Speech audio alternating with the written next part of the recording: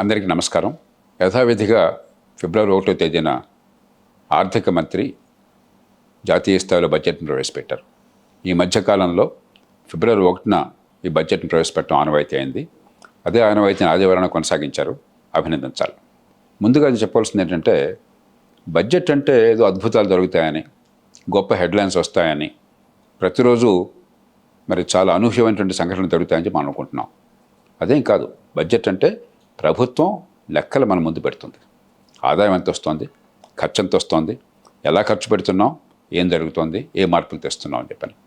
అది రోజు ఇష్టం వచ్చినట్టు మారితే ఆ దేశం నిలకడలేదన్నమాట. ఆ ప్రభుత్వం గందరగోళం చేస్తోందన్నమాట. ఒకప్పుడు లైసెన్స్ పర్మిట్ రాజ్యంలో ఉన్నాం కాబట్టి, ప్రభుత్వంతో ఆర్థిక వ్యవస్థను శాసించి నాశనం చేసింది కాబట్టి, దాన్ని బాగు చేసే క్రమంలో 1991 నుంచి కొద్ది కాలం పాటు బడ్జెట్ని మనం అంతా కూడా ఉత్కంఠతో చూసేవాళ్ళం. కానీ ఇప్పుడు అలా ఉండక్కర్లేదు. బడ్జెట్ పెద్దగా సంభ్రమాశ్చర్యాలకు లోన్ చేయకుండా ఉంది అంటే అది మంచి బడ్జెట్ కింద లెక్క. ఎందుకంటే గత కొద్ది సంవత్సరాల నుంచి బడ్జెట్ సరైన దారిలో నడుస్తోంది. ఆర్థిక క్రమశిక్షణ పాటిస్తున్నారు, పొదుపరితనాన్ని పాటిస్తున్నారు, డబ్బుని సద్వినియోగం చేస్తున్నారు పెట్టుబడుల కోసం అని చెప్పని, భవిష్యత్తు కోసం అని చెప్పని. అదే ఒరవడిని ఈ బడ్జెట్ కొనసాగించింది. ఈవేళ గతంతో పోలిస్తే చాలా ప్రతికూల పరిస్థితులు ఉన్నాయి. ఉదాహరణకి అమెరికా మన మీద టారిఫ్లు విధించడం కావచ్చు, ప్రపంచంలో వాణిజ్యం గందరగోళంలో చోటు చేసుకోవడం కావచ్చు, యుక్రెయిన్ లాంటి చోట్ల యుద్ధం వల్ల సప్లై చైన్స్ కొంతవరకు ఇబ్బంది కలగడం కావచ్చు, వివిధ కారణాల వల్ల ప్రపంచం అంతా కొంత ఆందోళనకు లోనవుతున్నది. ఆ నేపథ్యంలో కూడా 7% అభివృద్ధిని నిలకడగా సాధిస్తున్న పెద్ద దేశం భారతదేశం. అట్లాగే ఆ నేపథ్యంలో కూడా ఆర్థిక క్రమశిక్షణని క్రమం తప్పకుండా పాటిస్తున్న దేశం భారతదేశం. గత కొద్ది సంవత్సరాలుగా మీరు చూసినట్టయితే కోవిడ్ కాలంలో 9.2% వెళ్ళింది మన ఆర్థిక లోటు, ద్రవ్య లోటు. అంటే ఆదాయం కంటే ఖర్చు ఎంత ఎక్కువ అంటే మన జాతీయ ఆదాయంలో 9.2% అదనంగా అప్పులు చేయాల్సి వచ్చింది మనం. ఇది చాలా పెద్ద మొత్తం. దాన్ని గత 5-6 ఏళ్లుగా జాగ్రత్తగా క్రమశిక్షణ పాటించి 4.4% తీసుకొచ్చారు ఈ సంవత్సరం. ఏదైతే ప్రతిపాదించారో బడ్జెట్లో దాన్నే చివరికి సాధిస్తున్నారు. అలాగే వచ్చే ఏడాదికి మరో ఒక 0.1% అంటే 4.3% తీసుకొస్తున్నారు. ఇది చాలా గణనీయమైనటువంటి అభివృద్ధి. అట్లాగే జాతీయ ఆదాయంలో అప్పుల శాతాన్ని చూసినట్టయితే ₹100 ఆదాయం ఉంటే ₹61 అప్పు ఉండేది 5-6 ఏళ్ల క్రితం. ఇప్పుడు 55-56 రూపాయలకు వచ్చింది. అది క్రమక్రమంగా ఇంకో వచ్చే 4-5 ఏళ్లలో ₹50 పడిపోయేందుకు ఏర్పాట్లు జరుగుతున్నాయి. మళ్ళీ మనసారా అభినందించాలి. ఒక పేద దేశంలో ఇన్ని కష్టాలున్న పరిస్థితుల్లో అటు ప్రజల ఆశలు నెరవేర్చడంతో పాటు ఆర్థిక క్రమశిక్షణ పాటించి అప్పుల భారాన్ని తగ్గించడం అనేది చాలా గణనీయమైన విజయం. ఇక రెండోది, అదే సమయంలో పెట్టుబడులను విపరీతంగా పెంచుతున్నారు. గత 4-5 ఏళ్లుగా చూసినట్టయితే చరిత్రలో మన దేశంలో ఏనాడు లేని రీతిన ప్రభుత్వం పెట్టుబడులు చాలా పెంచుతున్నది. నడుస్తున్న సంవత్సరంలో 11.2 లక్షల కోట్లు, అంటే 11,20,000 కోట్ల రూపాయలు మౌలిక సదుపాయాల పెట్టుబడులకు ఖర్చు పెడితే వచ్చే ఏడాది అది 12.2 లక్షల కోట్లు అవుతుంది. దాంతోపాటు రాష్ట్రాలకు ఇచ్చే డబ్బులు ఎక్కెట్టినట్లయితే మౌలిక సదుపాయాల కోసం చెప్పని అది బహుశా 13.5-14 లక్షల కోట్ల రూపాయలు అవుతుంది. ఇది గణనీయమైన ప్రగతి. రైల్వేలు కావచ్చు, జాతీయ రహదారులు కావచ్చు, పోర్ట్స్ కావచ్చు, ఇతరమైనటువంటి ఏర్పాట్లు కావచ్చు, గణనీయ అభివృద్ధి జరుగుతున్నది. దాంతోపాటు ఈసారి బడ్జెట్లో మీరు చూసినట్టయితే చాలా లోతుగా అటు వస్తువుల ఉత్పత్తి, ఇటు సేవల ఉత్పత్తి.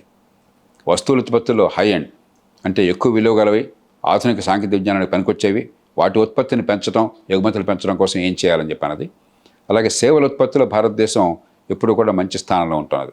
కానీ సేవల ప్రమాణాలను పెంచి ప్రపంచంలో 2047 నాటికి మొత్తం సేవల ఉత్పత్తిలో 10% మనం ఉత్పత్తి చేయాలని లక్ష్యంగా పెట్టుకుని దానికోసం ఏర్పాట్లు చేస్తున్నారు. అభినందించాలి.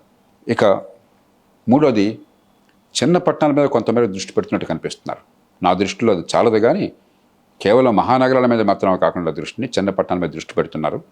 అలాగే చిన్న పరిశ్రమలు, అలాగే ఎక్కువగా లేబర్ ఇంటెన్సివ్ ఇండస్ట్రీస్ అంటే ఎక్కువ పెట్టుబడి పెట్టేది కాకుండా ఉపాధి కల్పించేటువంటి రంగాలకి పెద్దపీట వేస్తున్నారు. దానికోసం చెప్పని రకరకాల వ్యూహాలు అమలు చేసేందుకు ఈవేళ ప్రకటనలు చేశారు. ఉదాహరణకి సేవా రంగంలో నైపుణ్యాన్ని పెంచి మన స్థాయిని పెంచడం కోసం చెప్పని శాశ్వత ప్రాతిపదికన ఒక ఉన్నత స్థాయి బృందాన్ని ఏర్పాటు చేసి నిరంతరం పర్యవేక్షించి మరి అమలు చేసేట్టుగా ఏర్పాటు చేస్తున్నారు. అలాగే ఆర్థిక రంగంలో బ్యాంకులు మరింత బాగా పనిచేయడానికి, సమర్థంగా పనిచేయడానికి గత 3-4 ఏళ్లలో మీరు గత 10 ఏళ్ళుగా మీరు చూసినట్టయితే చాలా తీవ్రంగా కాయలపడ్డ బ్యాంకుల్ని ఆరోగ్యకరమైన స్థితి తీసుకొచ్చారు. ఈవేళ నాన్ పర్ఫార్మింగ్ అసెట్స్ అంటాం, అంటే బకాయిలు పడ్డ డబ్బు 12% దాటినటువంటిది. గతంలో రూ. 100 మీద రూ. 12 బకాయి పడేవి, రూ. 100 అప్పిస్తే.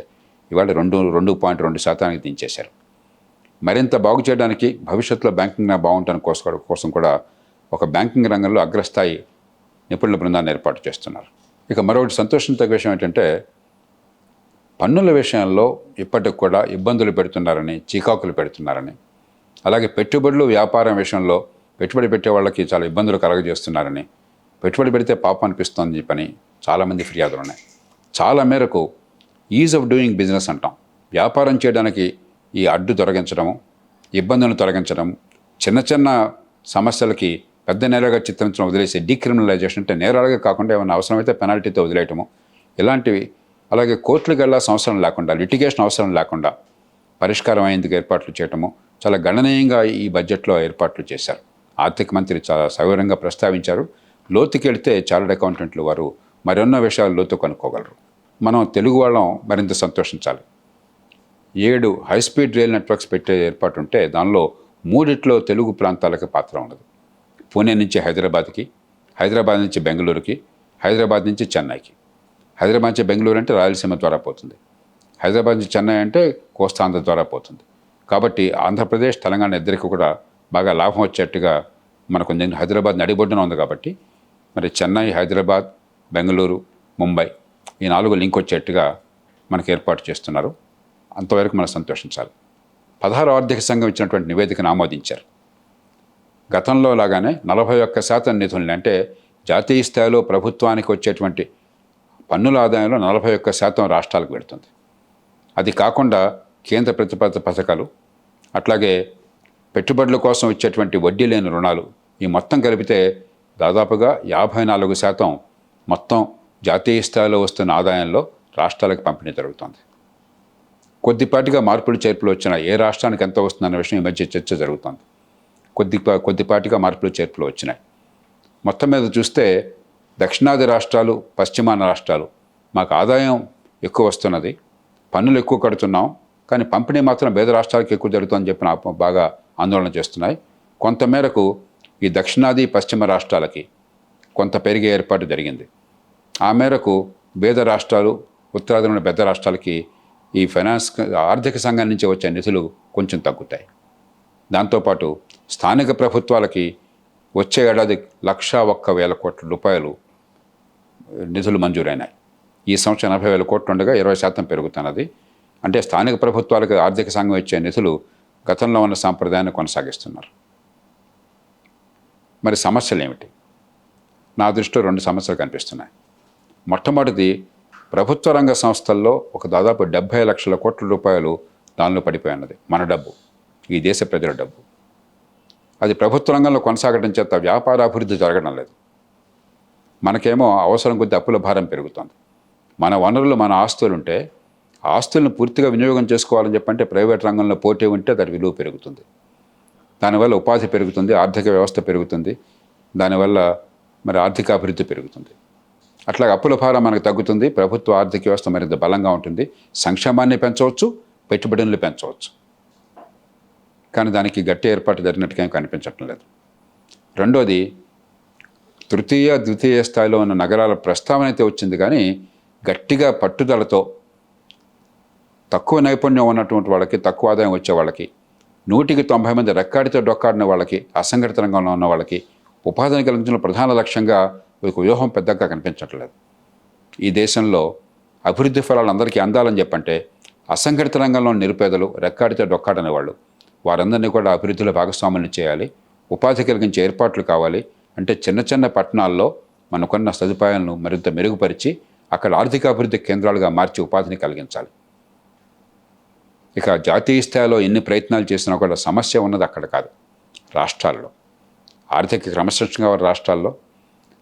మరి పెట్టుబడుల కోసం డబ్బులు ఎక్కువగా కేటాయించాలి, అవినీతి లేకుండా వాటిని సద్వినియోగం చేయాలి, తాత్కాలికమైనటువంటి సంక్షేమం కాకుండా దీర్ఘకాలిక అభివృద్ధి కోసం బాటలు వేయాలి, చట్టబద్ధ పాలన ఏర్పాటు చేసి పెట్టుబడులు పెడితే మాకు రక్షణ ఉంటుంది, మా డబ్బు మా దగ్గరే ఉంటుంది, నా భవిష్యత్తు బాగుంటుందని నమ్మకాన్ని కలగజేయాలి.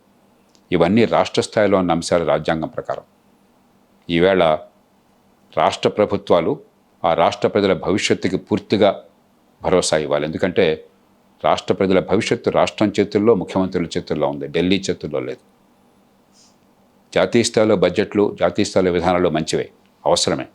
కానీ రాష్ట్రాల్లో బడ్జెట్లు, రాష్ట్రాల్లో విధానాలు, రాష్ట్రాల్లో మంచి పరిపాలన ఇవి మరింత అవసరం. ఆర్థికాభివృద్ధి జరగాలన్నా, పేదరికం పోవాలన్నా, ఉపాధి కలగాలన్నా, పెట్టుబడులు పెరగాలన్నా. ఆ ప్రయత్నం జరుగుతుందని చెప్పి ఆశిస్తూ మీ అందరికీ నమస్కరిస్తూ నేను సెలవు తీసుకుంటున్నాను.